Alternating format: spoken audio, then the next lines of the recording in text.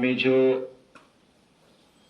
एक जोश है, युवा नहीं है तो जोश होना भी चाहिए, और वो है आप में, ये मुझे दिखाई दिया। और पाठशाला में आकर के ऐसे युवाओं पर हमें गर्व होता है कि आप जैसे युवान आने वाले भारत के एक धुरंधर है, धुरा को धारण करने वाले। ये मुझे बहुत अच्छा लगा। आपने जिस संबंध से हमें स्वीकारा और एक दूसरे को संभाला, ये भी बहुत बड़ी बात है। यानी कुटुंब सा वातावरण निर्माण हो गया और कुटुंब बनकर हम रहे और खाया पिया, मौज मस्ती भी की, खेला भी, योग भी किया, अभ्यास भी किया, कुछ मनन मंथन किया। शुरुआत में मैंने एक बात कही थी और वही मैं आज दोहराऊंगा। युवान की व्याख्या तैत्तिरीय उपनिषद में है। वो आप में सचमुच दिखाई दिया। ये जो उपक्रम है इसका नाम है युवा तेजोधिगम। युवा की व्याख्या हमने देखी। युवाशात साधु, युवाध्यायकः, अशिष्टः, दृढ़िष्टः, बलिष्ठः। इतना याद रखेंगे तो आयुष्य भर हम आप युवान रह पाओगे, और रहना भी चाहिए। वह सरल है, प्रामाणिक है, उसमें अध्ययनशीलता है, सतत अपने बुद्धि को वह धार देता है। ऐसा कोई चप्पू होता है और उसको उपयोग में लाया जाए तो उसकी धार बनी रहती है। उसका उपयोग अगर बंद किया जाए तो वो जंग चढ़ता है। इसलिए उसको धार मिलनी चाहिए, उसका उपयोग होना चाहिए। युवाओं को शक्ति मिली है, बुद्धि मिली है, जिज्ञासा भी बहुत होती है, और ये अभ्यास से हमारी जो भी ये तृष्णा है वह शमती आगे जाएगी, और उससे जीवन में कुछ कृतकृत्यता आती है, या तो हमें समाधान मिलता है, प्रसन्नता मिलती है। जो अध्ययनशीलता है वह हमारे जीवन को अपडेट करते रहती है, और अपडेट होना ये बहुत बड़ी बात है। जो आज की दुनिया में अपडेट नहीं रहेगा वो पिछड़ेगा, समय के साथ नहीं चलेगा। आज जो समय है वो बहुत ही क्रुशियल है, यानी कि पेचीदा है। पूरी दुनिया में देखेंगे तो एक तरफ आतंकवाद है, दुराचार है, अत्याचार है, अनाचार है। जो भी दुर्बल है उस पर अत्याचार करने के लिए, उसको लुबाड़ने के लिए लोग बैठे ही हैं, और पढ़े लिखे लोग बैठे। वो बहुत ही कानून के अनुसार दूसरों को शोषित करते हैं। ये बहुत ही भयानक बात है। यानी जितना पढ़ा लिखा उतना वो शोषण अधिक करता है, बहुत ही सिस्टमेटिक करता है, और ये बात भयंकर है। हम भी पढ़ रहे हैं और हमें इस चुनौती का सामना करना है। इसलिए सतत अध्ययनशील रहे। जो भी चल रहा है उसके लिए क्या सॉल्यूशन हम निकाल सकते हैं हमारे लेवल पर, हमारे घर पर। और आपने विषय भी बहुत अच्छा चुना है, leadership. One who leads is a leader. जो लीडिंग करता है अपने अपने लेवल पर, भले हम दुनिया का या तो देश का या तो समाज का लीडिंग नहीं करेंगे शायद, लेकिन पहले खुद अपने आप का लीड करें, खुद को ड्राइव करें। हमारी कमान हमारे हाथ में होनी चाहिए। ये पहली बात अभी आपने मंथन की, और वो बहुत ही योग्य है कि हम अपने आप को लीड करें। कैसे करेंगे? एक व्यक्ति यहां पाठशाला में आए थे, राजस्थान के थे। उन्होंने एक बात बताई। नाम है कमलेश चंद्रा। वे इधर आए, उन्होंने 3 दिन का सेमिनार लिया था। वो बहुत पढ़े लिखे हैं, उनकी याददाश्त भी बहुत जबरदस्त है। वो लगभग 100-200 शब्द 10-20 सेकंड में याद रख सकते हैं, आयुष्य भर याद रख सकते हैं। यानी फोटोग्राफिक मेमोरी किसको बोला जाता है, इसका अंदाजा उनको देखकर आता है कि स्वामी विवेकानंद एक बार एक पत्ता देख लेते तो उनका पढ़ना हो जाता। जैसा फोटो निकाला, अंदर ले लिया। इतनी जबरदस्त मेमोरी। वह उन्होंने जो भी काम किया है और कर रहे हैं, अभी भी है, उन्होंने एक बात कही कि हमारे जीवन में हमें किससे मार्गदर्शन मिलेगा, किसके द्वारा हमें प्रेरणा मिलेगी, ये उन्होंने कहा। हमें ऐसा लगता है कि दुनिया बदल डालेंगे, और लगना भी चाहिए, लेकिन दुनिया बदलना ये इतनी आसान बात नहीं। हम बदल जाएंगे लेकिन दुनिया बदलेगी नहीं। उन्होंने कहा जो बोलकर कहते हैं, केवल बोलकर कहते हैं, उनका केवल 5 या तो 10% हम अप्लाई कर सकते हैं अपने जीवन में। कोई सिर्फ बोलेगा तो उसका कितना हम सुनेंगे, केवल बोलने वाला है ऐसा समझो। उसके जीवन से हम केवल 5-10% इतना ही हम ले सकते हैं। यह आज तक का इतिहास है, आज तक का स्टैटिस्टिक है। इसके आगे जो विचार करता है, बोलता है, विचार करता है, विचार करने वाले का हम 20% सुनते हैं। यानी केवल बोलता नहीं, विचार करता है उस पर, जो 20% सुनने का एवरेज है। जो बोलता है, विचार करता है और समझता है, खुद को समझता है, औरों को समझने की कोशिश करता है, वो 30% उसका हम सुनते हैं। और जो बोलता है, विचार करता है, समझ लेता है, खुद को भी और औरों को भी, और आचरण में लाता, वो उसका हम 40% स्वीकारते हैं, अपने जीवन में लाते हैं। अभी वो बोलना कितना % चाहिए ये बात तय कर लो। आचरण में कितना % चाहिए? 100% अगर हम आचरण में लाते हैं तो 40% उठाने की गुंजाइश है, शक्यता है। हम अगर 100% समझते हैं तो 30% दूसरे उठाएंगे। 100% विचार करते हैं तो 20% दूसरे उठाएंगे, और 100% बोलते हैं तो 10% उठाएंगे। यानी हमें 100% आचरण में लाना है, 100% समझना है, 100% विचार करना है, और 100% बोलना भी है समझो। लेकिन बोलना इतना सुनने वाला तो है नहीं, या तो उठाने वाला तो है नहीं, तो बोलने से क्या फायदा? बोलना कम कर दो, विचार करना बढ़ाओ, विचार करने से ज्यादा समझना बढ़ाओ, समझने से ज्यादा आचरण करना बढ़ाओ। तो हमारे आचरण से हम खुद बदलेंगे, और हमारा कुटुंब बदलेगा, मित्र बदलेगा, फिर समाज बदलेगा, धीरे धीरे हमारा एरिया बढ़ता जाएगा।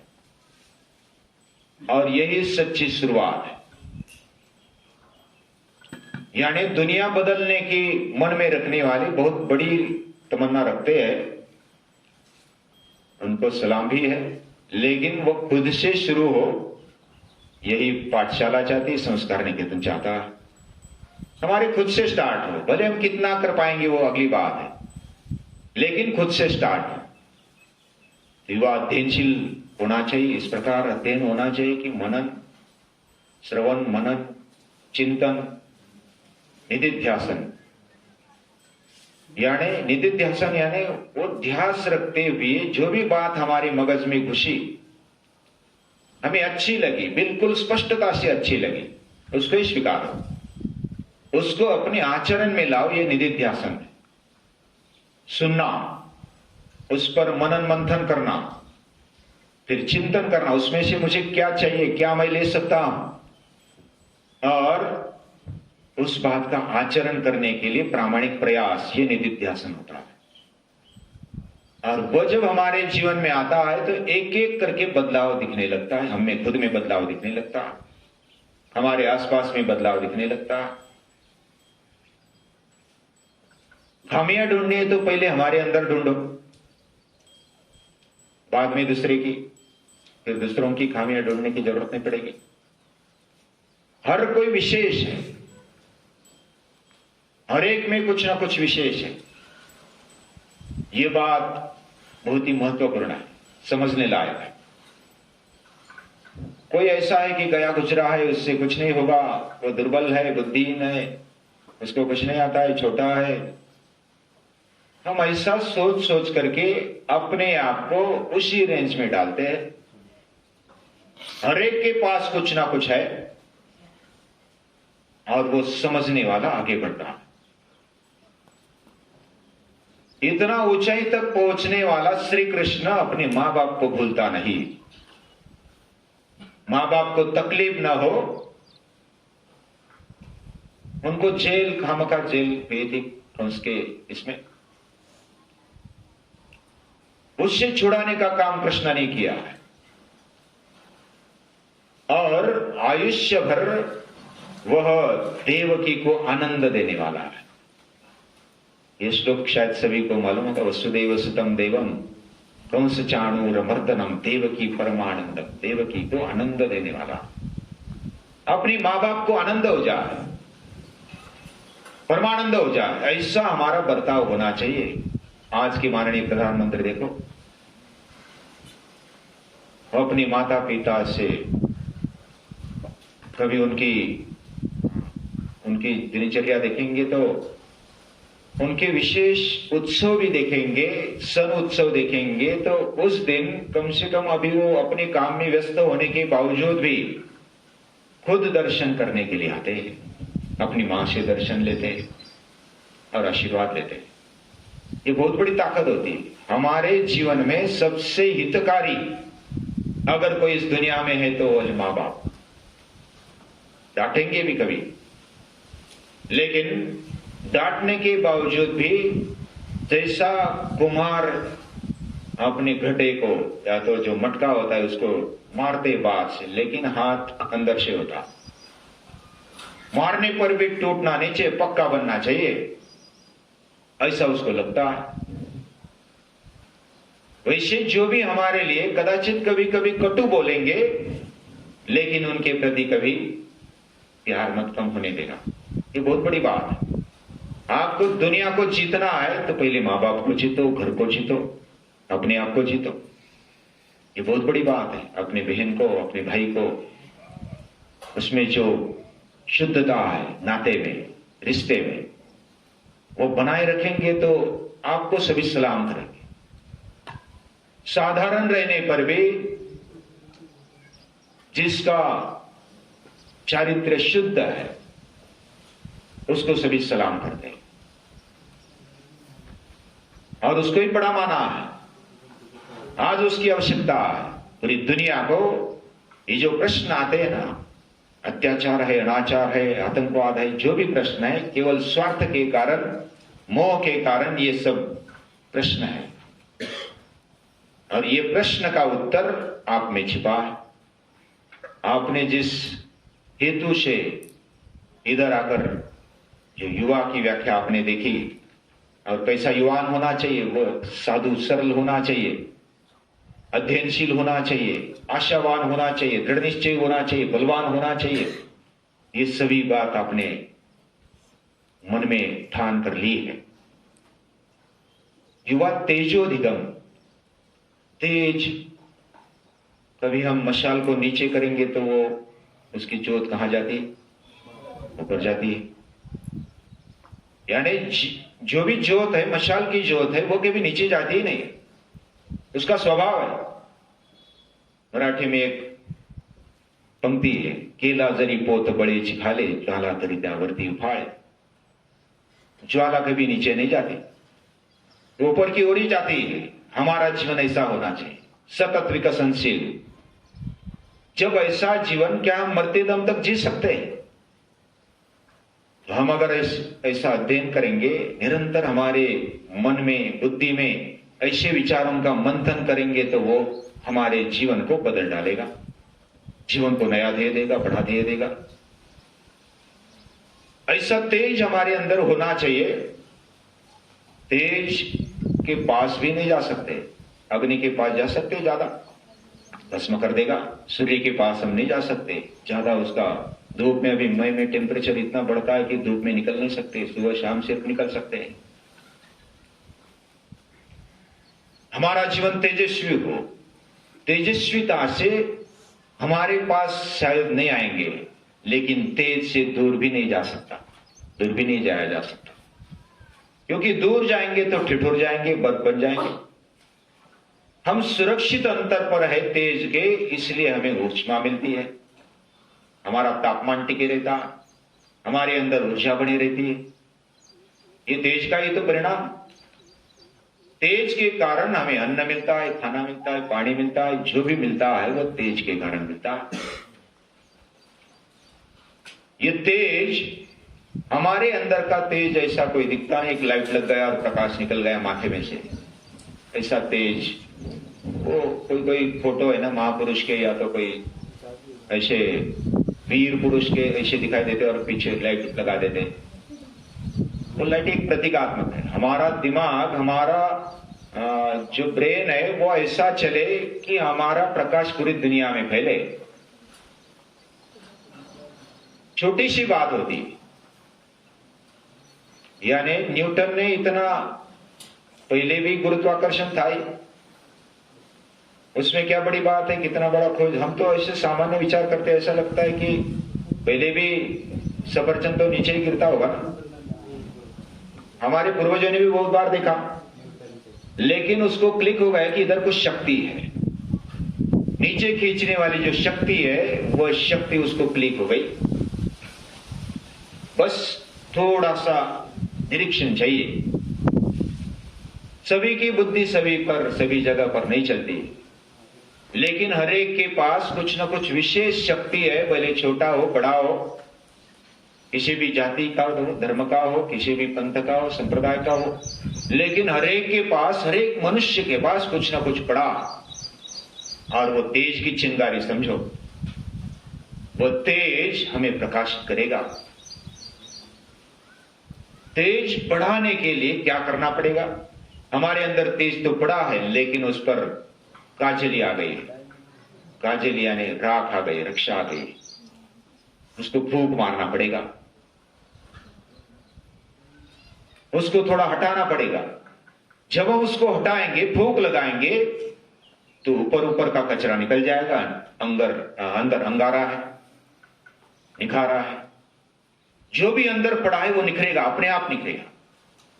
हमारे सभी के अंदर वो तेज पड़ा है, उस तेज को जगाने के लिए ये युवा तेजोधिगम। अधिगम, अधिगम का अर्थ क्या, आपने कुछ समझा? बहुत बढ़िया। क्या है? ऊपर जमी हुई जो धूल है सबको मिटा देने का, दूर करने का, और जो तेज है वो अंगारा आपने बताया जैसे वो निकलेगा। अधिगम, अधिगम यानी उस समझ को बढ़ाना, साक्षात्कार होना। गम यानी जाना, अधिगम यानी हमारी बुद्धि में उसको स्थिर बिठाना, उसको हम रियलाइजिंग बोलेंगे, यानी एनलाइटनिंग या तो रियलाइजिंग, ये शब्द नजदीक आएगा उसके लिए।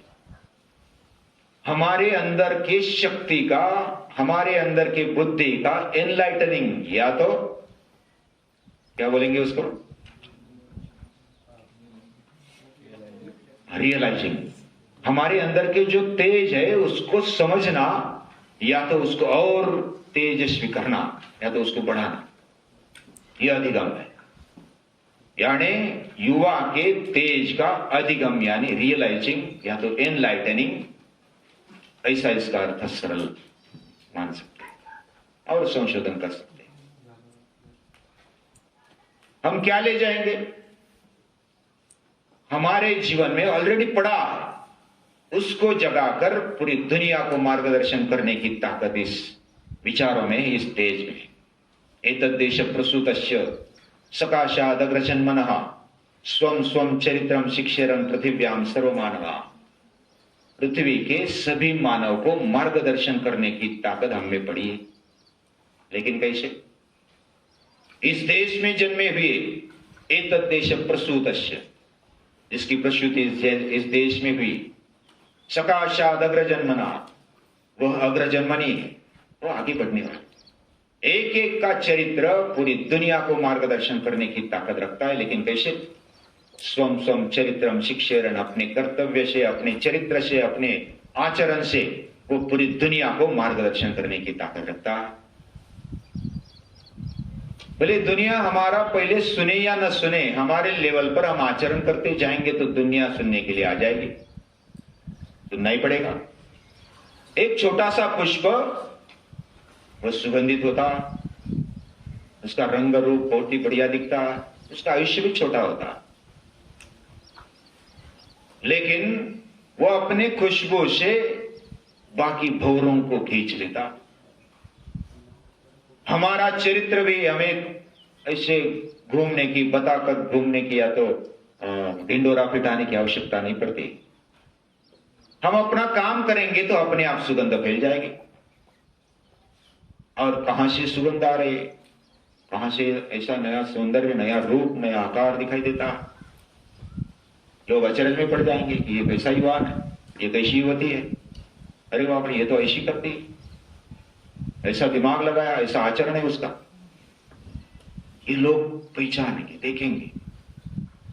अभी इस दुनिया में, इस भरमार में अपने अपने जीवन का विचार करने वाले बहुत कम है। खुद के विचार, खुद के जीवन का विचार ये करने वाले बहुत कम है। इसमें स्पर्धा नहीं है। इसमें हम अगर आगे बढ़ेंगे तो निश्चित हमारे लिए कोई रोक सकने की ताकत नहीं रह सकता। हम एक कदम डालेंगे तो बाकी दुनिया थरार जाएगी। ऐसे हमारे एक कदम में ताकत होती है। एक कदम पूरी दुनिया को हिला देगा, ऐसी ताकत होती है। हम चलते हैं तो धरनी कांपनी चाहिए। हम बोलते हैं तो बाकी के ये क्या बोलेंगे, ये सोच विचार करनी चाहिए। हमने क्या पहना, कैसा डेकोरेशन करते हैं, कैसी हेयर स्टाइल करते हैं, ये तो दुय्यम भाग है, करो कोई बात नहीं। लेकिन इससे ज्यादा बढ़िया हमारे अंदर का डेकोरेशन होना चाहिए। मन को सजाओ, उसको बलवान बनाओ, उसको संवेदनशील भी रहने दो, उसको सतत विकास की बातें दे दो। बुद्धि भी ऐसी हो कि योग्य अयोग्य का निर्णय करें और हम अपने बलबूते पर खड़े हो जाए। कितना कर सकेंगे वो अगली बात है, लेकिन अपनी क्षमता के अनुसार हम आगे बढ़ते जाए।